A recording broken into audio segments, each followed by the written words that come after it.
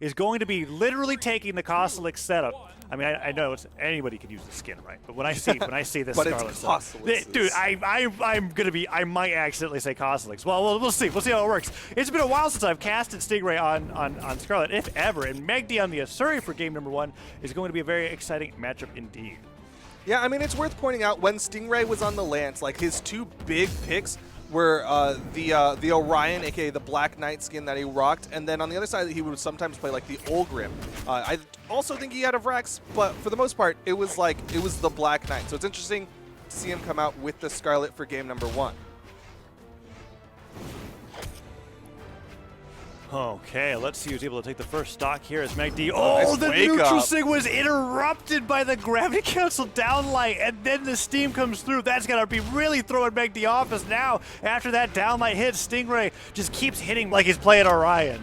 He's using it like 2016 Coslick did, like back when people called Coslicks a down sig one trick. Stingray's doing it, but MegD obviously adapted to it, was able to get on top of him, downlight recovery, and is able to get the initial lead. Needs to get that extra credit, though. This is a Scarlet we're talking about. High strength legend, could easily get this with a stomp side air.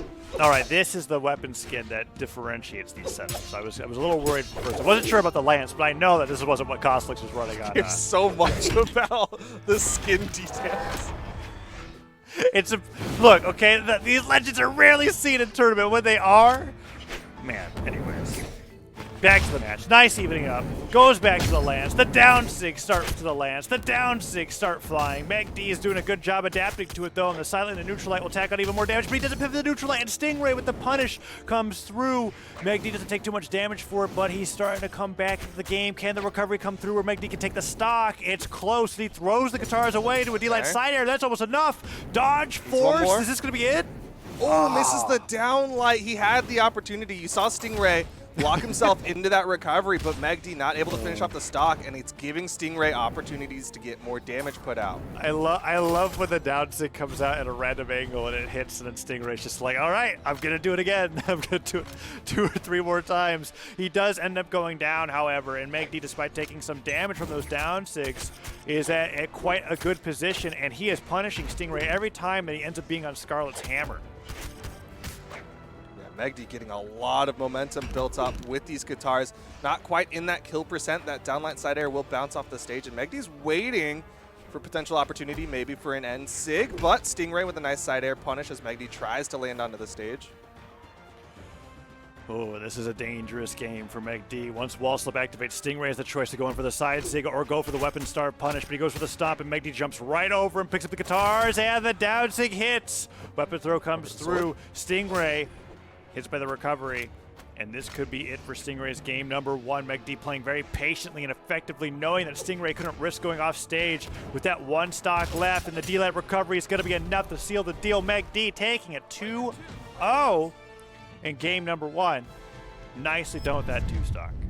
Really intelligently played from MegD. Guitars to build up the damage, sword to finish off the stocks, and then even going back to that edge guard, right? You saw him sitting on the bottom left corner as he was waiting for Stingray to put out something so he could come back onto the stage.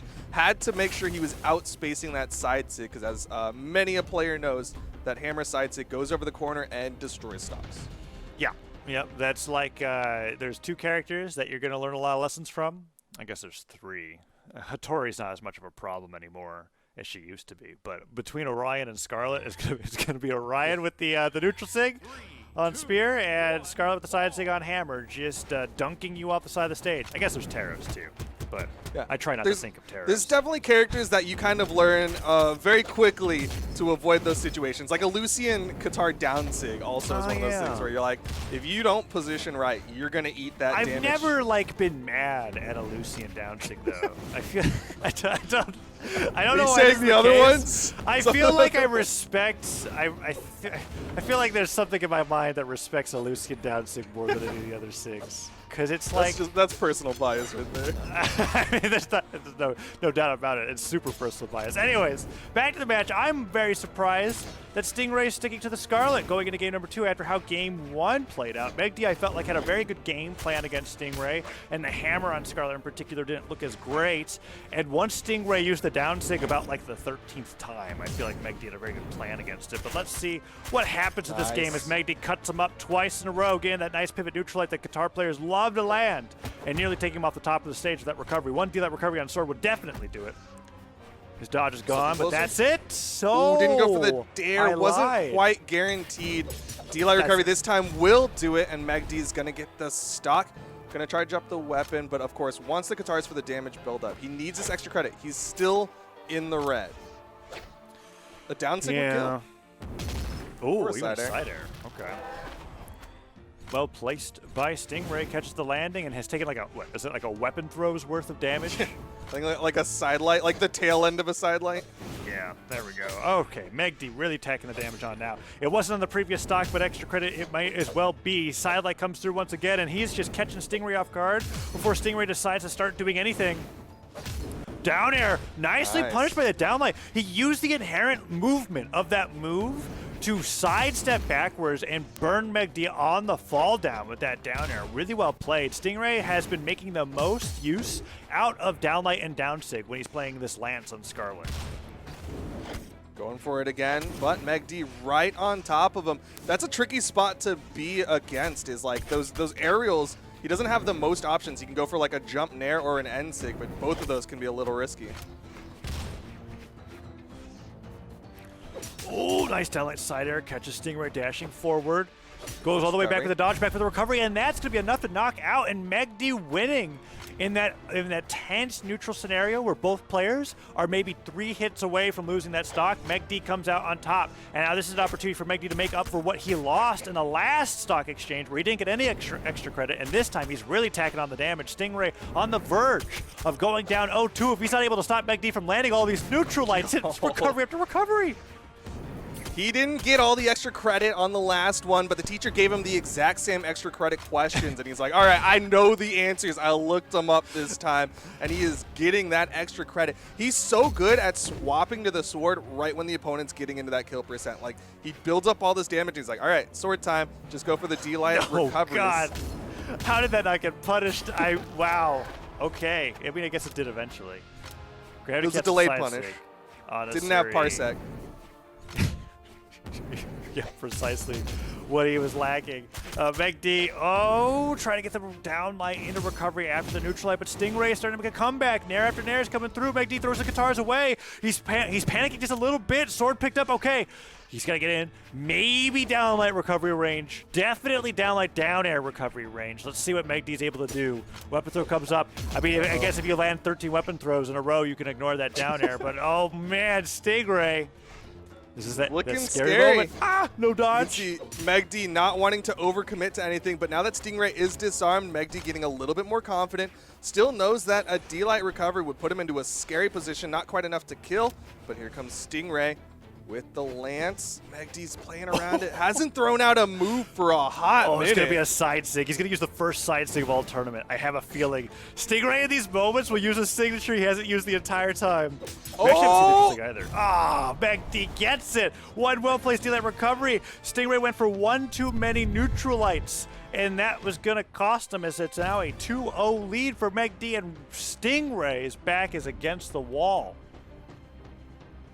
Now comes the question, does he make the swap? He's been doing a really good job of building up the damage with the Lance, and the hammer's been like the knockout tool for him.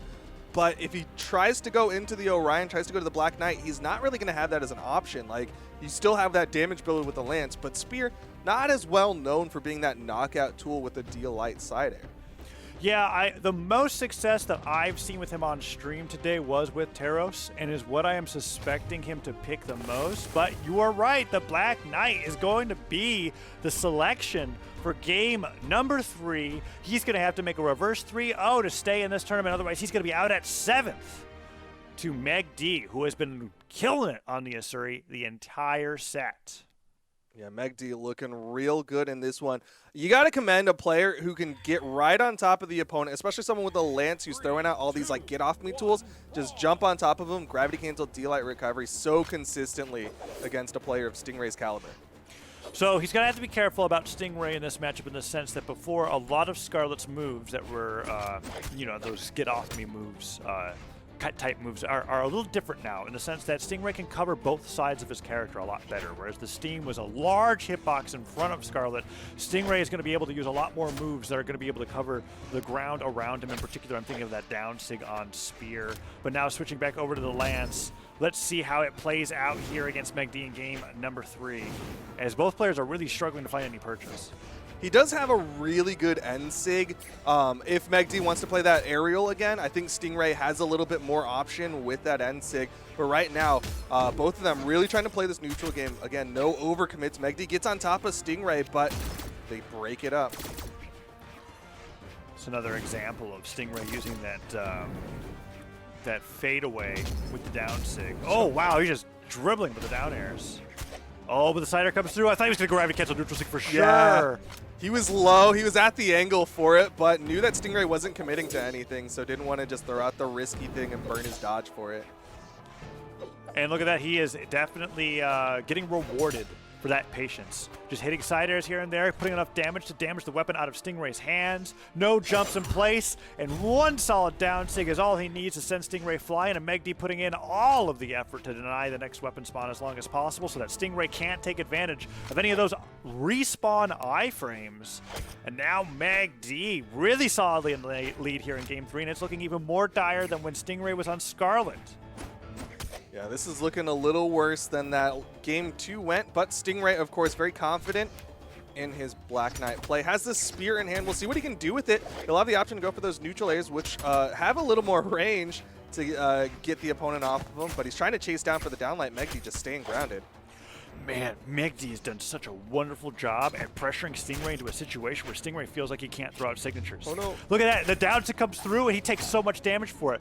That side air does punish, but MegD has already brought Stingray almost into red. Whoa. Stingray is struggling to finish the stock off of MegD. A slap down from MegD and Stingray. All this extra credit. That's a punish. That's so hard punished. That was amazing. MegD is doing a better job than I've seen anybody else do on stream today of waiting out signatures and punishing them absolutely optimally, leading into either a ton of damage or the stock itself. And MegD is now up 3 stocks to 1 against Stingray in game number 3.